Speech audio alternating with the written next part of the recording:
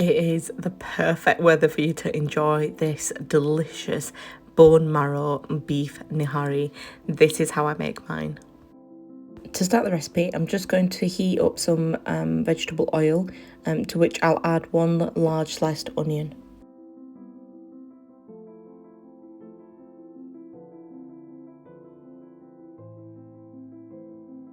So the aim here is to fry your onions so they're nice golden brown and crispy, and you might want to separate some of them from the layers, and as you'll see the colour changes, they'll start to crisp up a little bit. Once you've got a nice golden brown colour on them, just remove some of the onions, probably around about a tablespoon worth of onions. This is just for the garnish later on, so if you like fried onions on your nihari and you want more, then feel free to fry more onions so that you've got more to top it with at the end.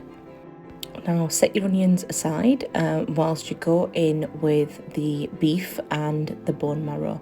So add all of it to the pot as it is and give it a good mix, because what we want to try and do is sear the meat so that it's got a nice brown colour on top before we go in with the spices and the water.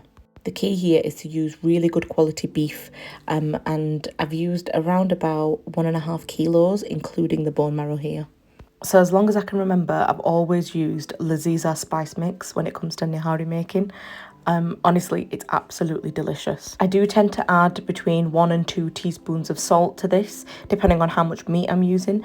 For this, I did add about 2 teaspoons of salt in total, but you can just add that to taste. Once you've added your spice mix, just give it a good mix through, so that the seared meat can sear again, but with the flavours from that packet mix.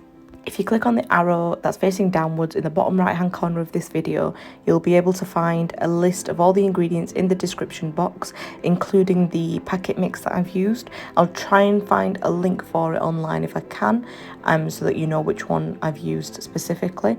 And then once you've seared your meat, you need to go in with some water so that you can cook the beef for a couple of hours.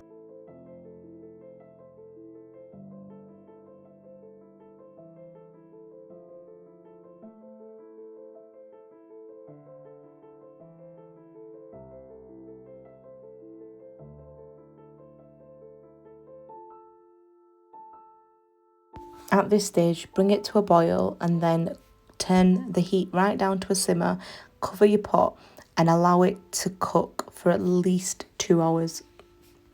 After the first couple of hours of cooking, you will notice that the bone marrow has actually sort of melted. There might be some inside the bone, but the majority of that bone marrow will have melted into the actual sauce itself. And now what we want to do is try to thicken the sauce up. To thicken up that nihari, we just want to make a paste using plain flour and water. I've included the measurements in the description box, and I just sort of mix this until there's a runny consistency and it's quite thick. And then I sieve this into the nihari. This just prevents any lumps getting in. We don't want any lumps in this. It needs to be a really smooth and silky sauce, very stew-like. Just continuously stir it at this point. You don't want to sort of take your eye off it. Leaving it on a medium heat, not too low, not too high. We just want to stir this so that it thickens up, and you'll see the difference in consistency as that flour cooks into the sauce. In the meantime, you want to prep your trimmings, as I like to call it, for the nihari. So these are the toppings that we use. We've got lemon, lime, fresh ginger, those fried onions from earlier, and freshly chopped green chillies. This is what we use typically to sort of garnish the nihari when we're serving it. Now we want to cook the nihari for a total of 4 hours, so there will be a point in which you need to just turn the heat down low again after adding the flour, cover it up and just let it simmer away.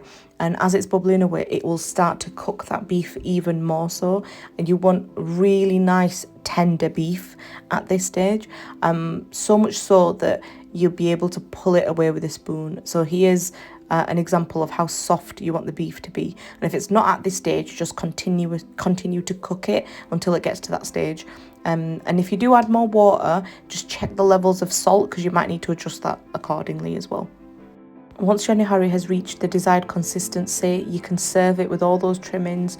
I've got the chilies, the ginger, those onions, and the lemon and lime juice as well. Serve this with tandoori naan and enjoy.